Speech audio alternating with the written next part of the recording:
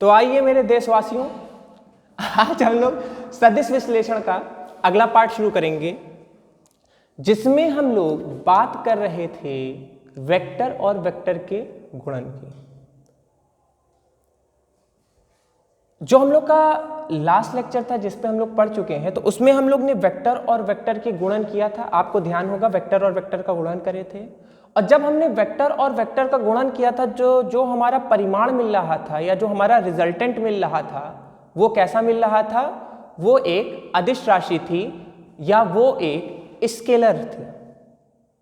और जब हमने वहां पे स्केलर प्राप्त किया था, तो उसी को हमने एक और नाम से बोला था, उसको हमने डॉट या बिंदु गुणांक बोला था। ठीक है, आज फिर से हम लोग दो वेक्टरों का गुणन करेंगे, लेकिन आज जो परिमाण आएगा वह एक सदिश राशि होगा। कैसा राशि होगा? सदिश राशि होगा। तो नोट करिए, दो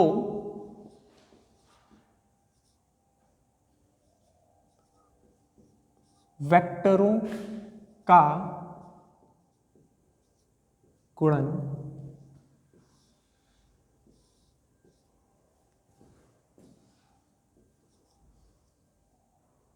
क्रॉस अथवा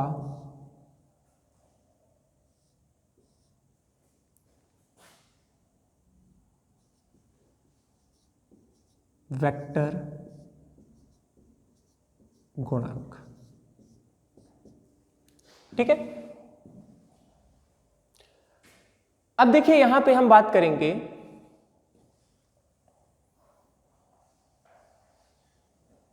वेक्टर गुणक। ठीक है, अब देखिए हम यहां पे फिर से दो वेक्टरों का आपस में गुणन करेंगे। ठीक है, अब जब हम गुणन करेंगे तो जो हमको यहां पे परिमाण मिलेगा वो भी एक कैसा मिलेगा? वो भी एक सदिश मिलेगा। अदिश इस बार होने की कोई भी पॉसिबिलिटी नहीं है, क्योंकि अदिश वाला जो केस था हमने पिछली बार डिस्कस कर लिया है। ठीक है, तो यहां पे एक वेक्टर फिर से हमने लिया ए और दूसरा वेक्टर हमने लिया बी, ए बी। पिछली बार भी ए बी था, बट हमको ये पता है, देखो अब की बार हमको पहले से क्लियर है कि जो हमारा गुणन आएगा वो कैसा आएगा? ये जो सी आएगा ये एक वेक्टर आएगा। हमारा जो सी आएगा वेक्टर आएगा। तो अब देखिए ध्यान दीजिए, जब अदिश आ रहा था या स्केलर आ रहा था तो हम यहाँ पे डॉट का यूज करे थे। अब हम यहाँ पे क्रॉस का यूज करेंगे। देखिए क्रॉस प्रोडक्ट, डॉट प्रोडक्ट या बिंदु गुणक या क्रॉस गुणक में बस अंतर इतना है कि अगर बिंदु लगा दिए दो वेक्टर के बीच में, जो हमारा गुणक आएगा वो एक अदिश आएगा, और अगर हमने वहां पे क्रॉस लगा दिया तो हमारा क्या आएगा? एक वेक्टर राशि आएगी या एक सदिश राशि आएगी। अंतर एक छोटा सा रहेगा। वहां पे हम ए और, जैसे हम लोग जब भी कोई स्केलर गुणक निकालते थे तो कैसा आता था? ए बी कॉस थीटा, ये परिमाण आया वहां पे। यहां पे भी सेम चीज होगा, ए बी। अब देखिए यहां पे कॉस की जगह बस क्या हो जाएगा? साइन थीटा हो जाएगा, और एक चीज बढ़ जाएगा।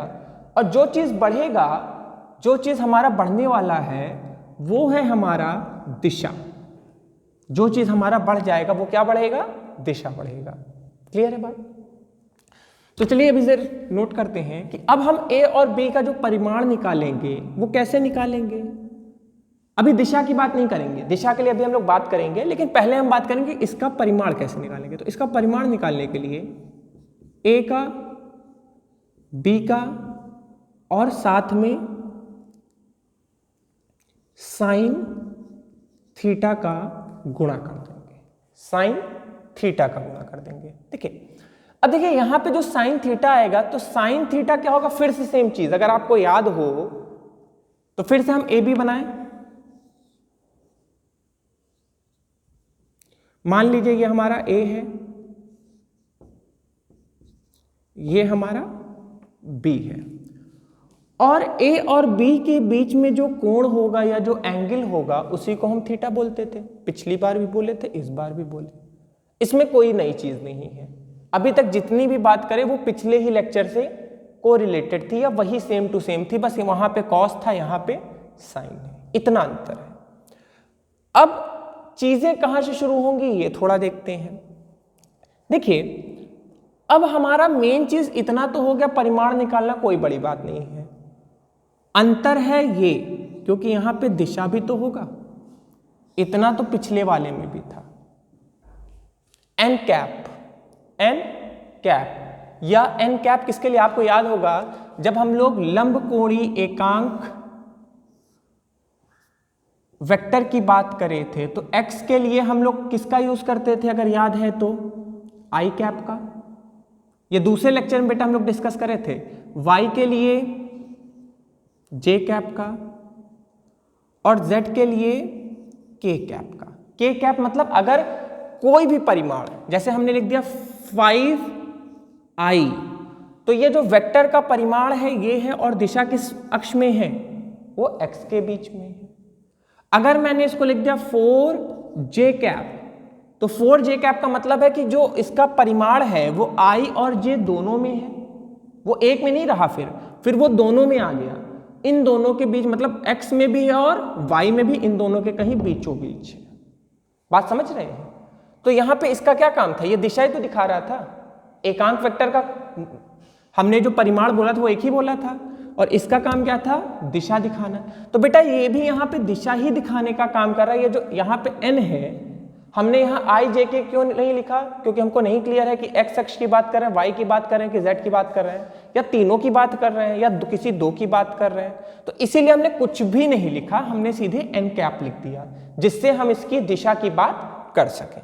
ठीक है, सफा कर दूं इसको। लंबकोणीय एकांक वेक्टर, या इंग्लिश में बोले तो orthogonal unit vector. Very important, क्योंकि जो हमारे क्वेश्चन आएंगे, अब कहने को तो बहुत छोटी चीज है सर, आई जे के कौन नहीं याद कर सकता है। देखिए छोटी बात है नो डाउट, बट आपके जो भी वेक्टर पे क्वेश्चन बनते हैं, वो वेक्टर पे जो क्वेश्चन बनते हैं वो आप अगर थोड़ा ध्यान से देखिए तो आई कैप प्लस जे कैप प्लस के कैप के फॉर्म में होता है। और जहां वो चीज दिखती है तो आधे से ज्यादा लोग डर के उसको छोड़ देते हैं क्वेश्चन को, या डर के मारे, क्योंकि शुरुआत में अगर आप डर गए तो डर के मारे जो हमने अटेम्प्ट किया क्वेश्चन, उसमें हम गलतियां करते हैं। चलिए फिलहाल इधर हम आ जाते हैं। इतना चीज तो हमारा नॉर्मली हो गया। अब हमारे सामने दिक्कत है ये दिशा कैसे निकालेंगे। तो दिशा निकालने के लिए पहले काम करते हैं, हम यहां पे इसको मान लेते हैं ये किसी प्लेन में है या ये किसी तल पे है। ठीक है, ये किसी तल पे है, मतलब ऐसे कोई प्लेन है, इसके ऊपर एक ए वेक्टर, ये बी वेक्टर। अब देखिए इसके बाद एक चीज समझिए कि आप लोग को दाएं हाथ के अंगूठे का नियम सिखाया गया था। दाएं हाथ का अंगूठे का नियम आपको चुंबकीय क्षेत्र जब पढ़ाया जा रहा था, या चुंबकीय क्षेत्र की दिशा ज्ञात करने के लिए सिखाया गया था। साथ ही साथ दक्षिणवर्ती पेच का नियम भी सिखाया गया था। दोनों चीज सिखाया गया था, राइट हैंड स्क्रू रूल या राइट हैंड थंब रूल, दोनों चीज आपको सिखाया गया था। दोनों सेम ही है। हम इसकी सहायता से इन दोनों का दिशा निकालेंगे। फिलहाल आप लोग का यह कहना होगा कि सर हम लोग तो ऐसे भी निकालते हैं। कहां ये चीज की बात हुई थी, ये जो हम यहां पे निकाल रहे थे, कहां निकाल रहे थे, जब हम लोग समांतर चतुर्भुज पढ़ रहे थे। लेकिन यहां पे ऐसा नहीं होगा। यहां पे जरूरी नहीं कि दो वेक्टरों का जो गुणन हो वो बीच से जाए, पॉसिबल ही नहीं है। यहां पे तो बीचों बीच में चला जाता था। जब समांतर चतुर्भुज का नियम पढ़े थे तो वहां पे बीचों बीच में जा रहा था, बट यहां पे इसकी कोई पॉसिबिलिटी नहीं है, क्योंकि कुछ भी हो सकता है वेक्टर में, कुछ भी हो सकता है। तो इसलिए इसको हम कैसे निकालेंगे, इसकी दिशा। और एक चीज और अगर आपको ध्यान हो तो हम यहां पे जो कोण निकाल रहे थे अल्फा, अगर आपको ध्यान हो यहां पे ये जो आर था, तो टैन अल्फा हम कैसे निकाल रहे थे। टैन अल्फा तो हम कुछ ऐसा निकाल रहे थे ना, बी साइन थीटा ए प्लस बी कॉस थीटा। तो वही मतलब हम दिशा दूसरी तरह से निकाल रहे थे, हम ऐसे नहीं निकाल पा रहे थे सीधे जैसे आपको लग रहा है। तो अब यहां पे कैसे दिशा निकालेंगे, ये थीटा है। अब देखिए हमेशा जो वेक्टर होगा वो ए से बी जाएगा। यहां पे कैसा गुणन, ए से बी से ए होता तो हम ऐसे चलते, कुछ ऐसे इस दिशा में। ए से बी मतलब ऐसे। तो अपना आप हाथ लीजिए, इसको यहां पे रखिए और बंद करिए। अब ए से बी कैसे जाएंगे? अगर हमको ए से बी जाना है तो हम कुछ ऐसे ही तो जाएंगे, बोलो ऐसे ही जाएंगे, ऐसे तो नहीं जा सकते ना, ऐसे भी जा सकते हैं लेकिन ये लंबा पड़ेगा। This is also possible, but छोटा कौन सा है? छोटा तो अपना यही है, तो हम इसको कैसे मानेंगे? कुछ ऐसा। और जब हम इसको बंद करेंगे तो अपना अंगूठा एक डायरेक्शन देगा, अपना अंगूठा एक डायरेक्शन दे रहा है, किधर? देख रहे हैं? मतलब इन दोनों के लंबवत दे रहा है, इन दोनों के 90 डिग्री पे दे रहा है। तो हम यहां पे दिशा कैसे, पहले नोट कर लीजिए, दिशा का ज्ञात हम दाएं हाथ के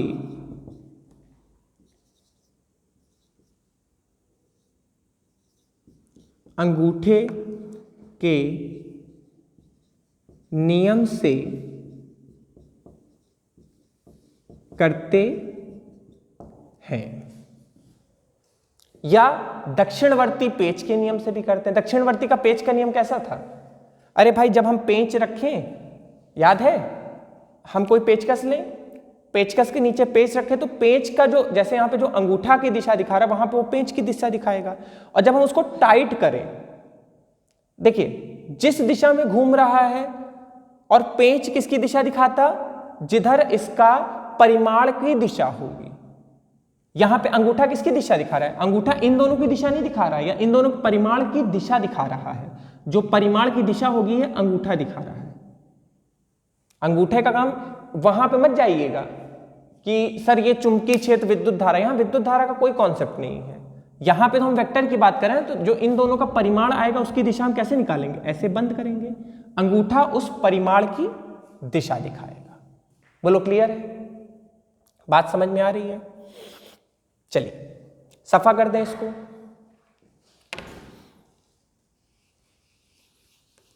एक क्वेश्चन लिया जाए।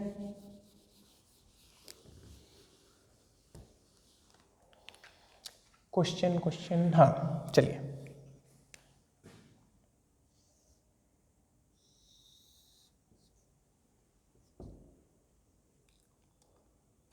मान लीजिए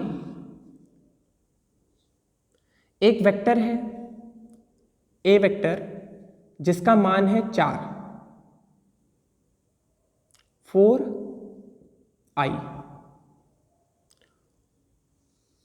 और दूसरा वेक्टर है बी, जिसका मान कितना ले लें हम? इसका मान ले लेते 8, ले लेते, कुछ भी ले लेते हैं, 8i।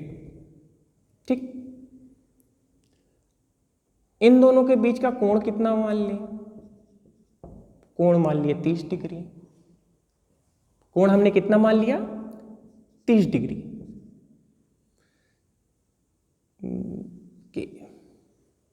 हमने कहा कि जो अपना परिमाण, जो अपना इन दोनों वेक्टरों का गुणन करिए, मतलब अब देखिए एक चीज ध्यान दीजिएगा, अगर हम यहां पे इसको ऐसे लिखते तो यहां पे जो आता बेटा वो हमारा क्या आता? एक स्केलर गुणक आता या बिंदु गुणक आता। लेकिन हमने क्या लिखा? ये लिखा। तो इसका मतलब हमको परिमाण का भी मान चाहिए और दिशा का भी मान चाहिए।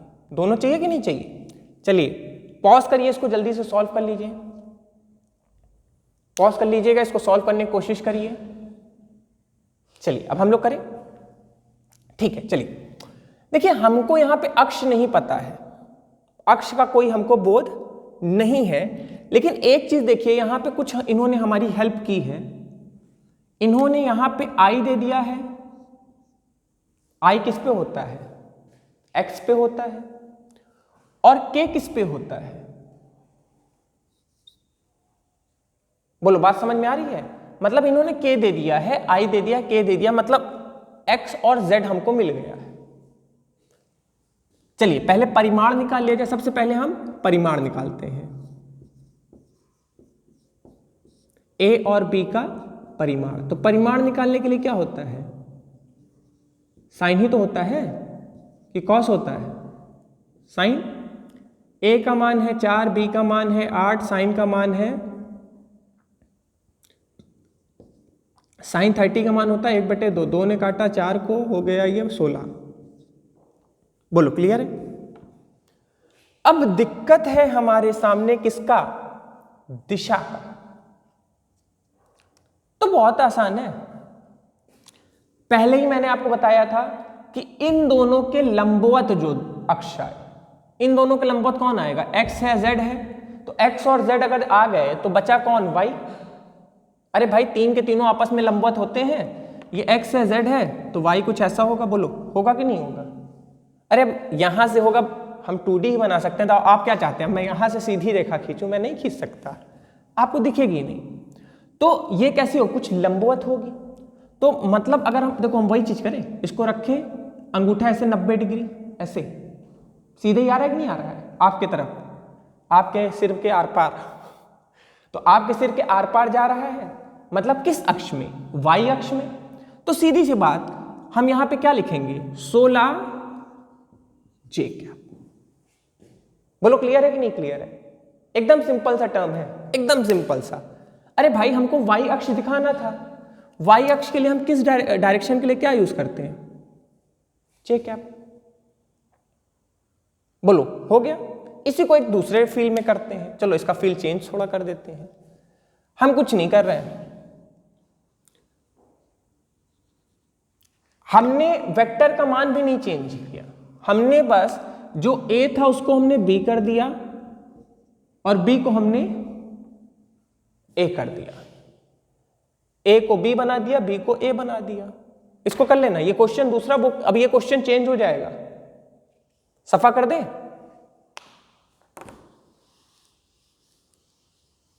चलिए सफा हो गया। फिर से हमको क्या निकालना है? फिर से हमको ए बी निकालना है। अब देखो ये तो बाकी सब सेम आएगा, 16 था, 16 रहने दो, 16 में कोई नाटक नहीं है, परिमाण हमेशा सेम रहेगा। दिक्कत आएगी दिशा में, क्योंकि यहां पे ए और बी चेंज हो गया ना।